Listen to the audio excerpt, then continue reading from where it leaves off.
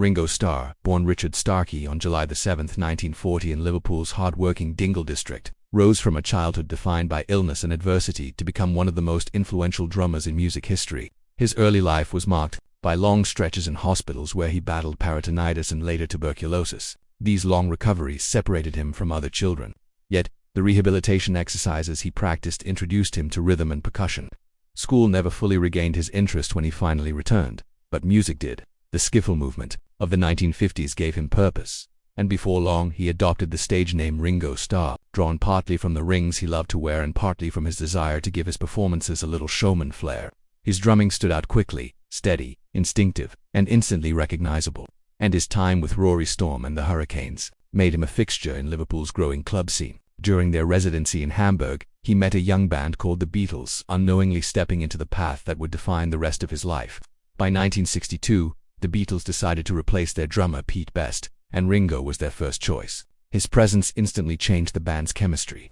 He brought a grounded, unflappable temperament that helped balance John Lennon's sharp edges, Paul McCartney's intensity, and George Harrison's quiet determination. His drumming on songs like Rain, Ticket to Ride, A Day in the Life, and Come Together displayed a kind of understated brilliance, never flashy for its own sake, but always elevating the song.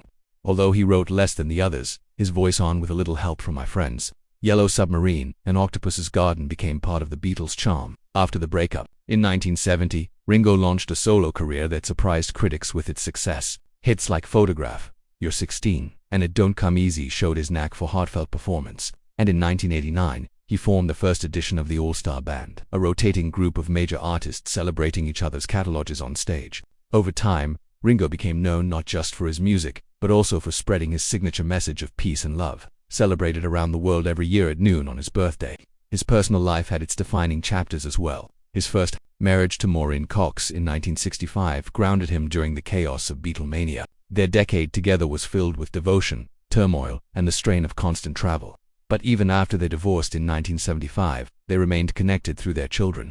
In 1981, Ringo married Barbara Botch, a former Bond girl he met while filming Caveman. Their relationship brought stability, mutual healing, and a partnership that endured for decades. Yet, behind Ringo's famously upbeat personality was a complicated relationship with Paul McCartney.